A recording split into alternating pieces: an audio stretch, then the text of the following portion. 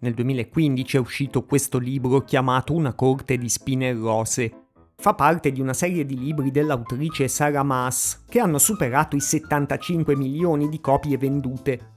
Proprio da quegli anni, e soprattutto dopo l'uscita dell'ultima stagione di Game of Thrones, c'è stato un cambiamento nel fantasy al cinema e nelle serie TV, e probabilmente anche in diversi altri media. Siamo passati dall'epica della trilogia del Signore degli Anelli di Jackson o dagli intrighi politici delle prime stagioni di Game of Thrones a proporre la ship tra Galadriel e Sauron.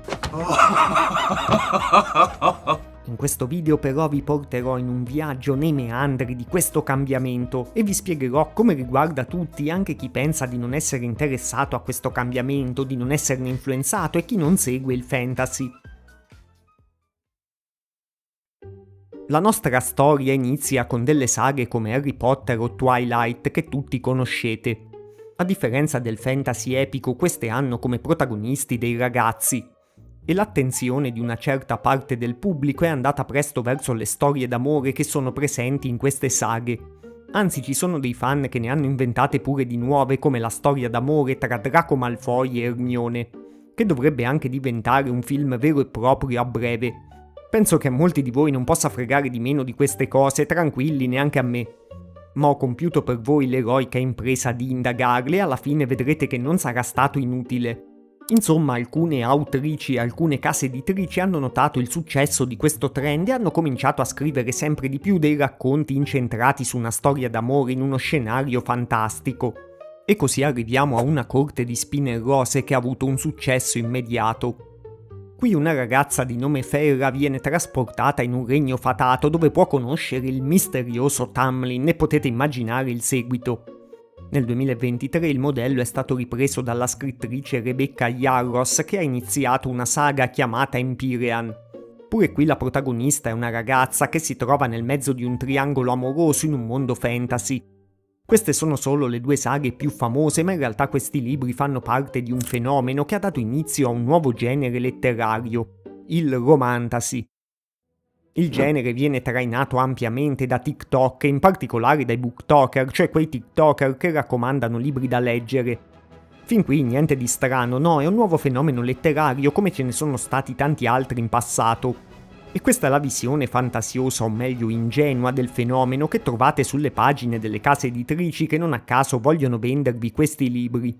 Ma la realtà è un'altra. Ovvero che questi libri hanno un grande successo perché sono una forma di intrattenimento incentrata su dei contenuti espliciti per adulti. Infatti è uno standard minimo direttamente delle case editrici che questi libri abbiano almeno una scena esplicita. Questi libri sono chiaramente indirizzati a un pubblico femminile e funzionano sul cervello femminile come un video per adulti funziona sul cervello maschile. Ci sono diversi studi scientifici che spiegano che il contenuto erotico scritto ha un maggiore effetto proprio biologico sul cervello femminile, perché include una parte narrativa e emotiva. Uno studio dice che le scene romantiche scritte attivano il sistema dopaminergico nelle lettrici, e sappiamo che sfruttare il sistema della dopamina può favorire la dipendenza a un qualche prodotto. Il cervello reagisce alla combinazione dell'erotismo con la trama che si va costruendo pagina dopo pagina, e questi libri sono studiati proprio con le scene esplicite piazzate nel punto giusto per catturare l'attenzione massima delle lettrici.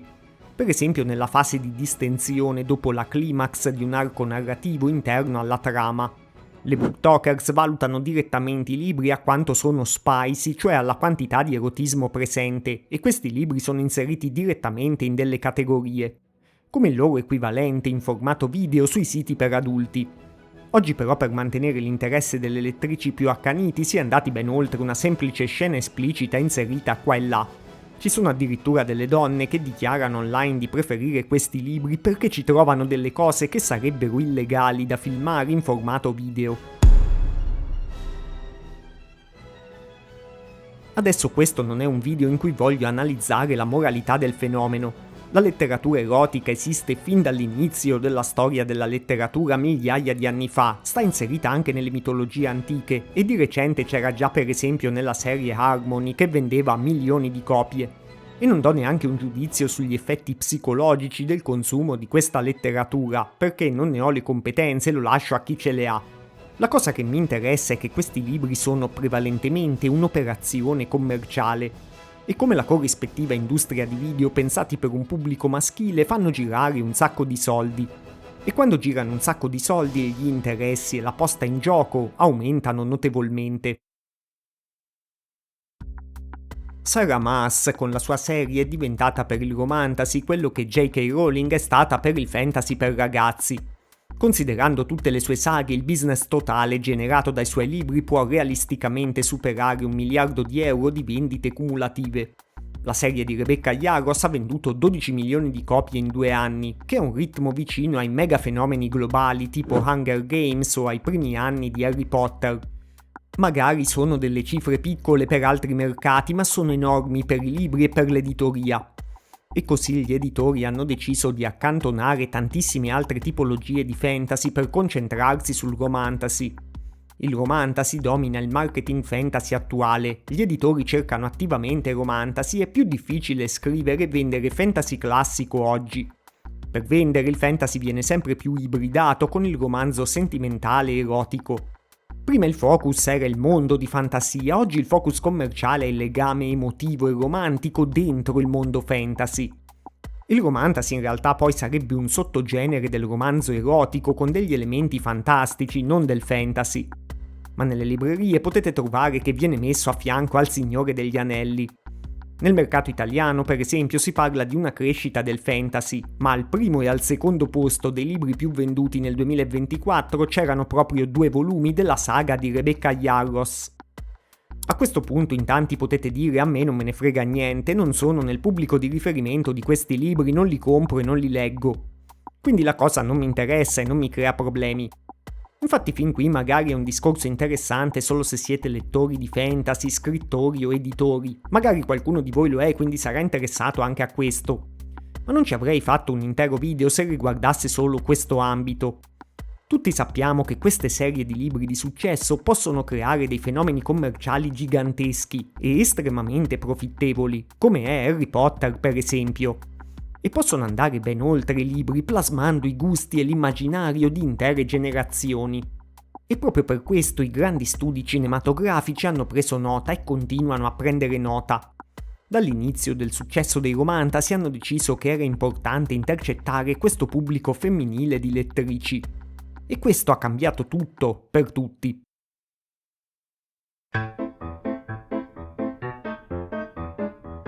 E così torniamo sempre a quel 2019 quando è uscita l'ultima stagione di Game of Thrones.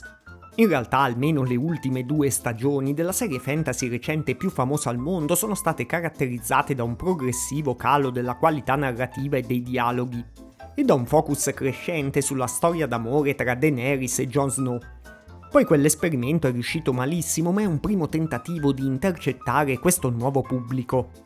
All'epoca io stesso sentivo che c'era qualcosa che non tornava, però non avevo capito che cosa, ma adesso i pezzi del puzzle combaciano.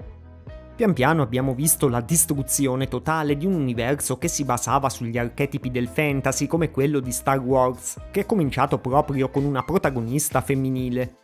Poi i più sfortunati avranno visto la Galadriel degli Anelli del Potere nella ship con Sauron House of the Dragon con uno screen time esagerato per i personaggi femminili e infiniti altri esempi.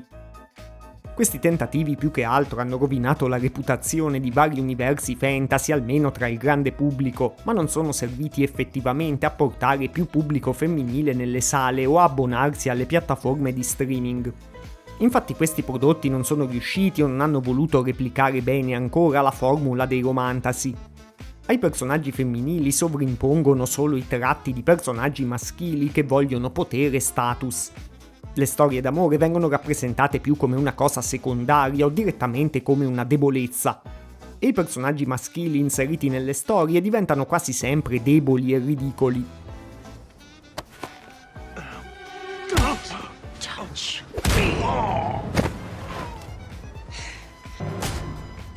Questi elementi non sembrano attirare il pubblico femminile e non sono la chiave del successo dei romantasy.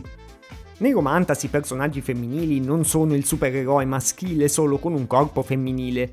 La storia d'amore poi è centrale e quasi totalizzante, i personaggi maschili sono estremamente maschili nel più classico dei significati. La storia è incentrata proprio su come i due amanti cambiano l'uno per l'altra e su come si aiutano a superare le proprie paure, i propri difetti e le proprie difficoltà. Quindi Romantasy in sé, anche se sono in realtà i contenuti spicy che abbiamo detto prima, hanno una struttura narrativa nettamente più sensata rispetto agli esempi cinematografici che vi ho fatto adesso. Ma il problema è che anche se chi fa film e serie TV ha capito la formula dei Romantasy, sicuramente la modificherà e la piegherà a dei messaggi diversi. Quindi il problema principale è il Romantasy usato come stimolo e come ispirazione per modificare la narrazione e l'immaginario fantasy.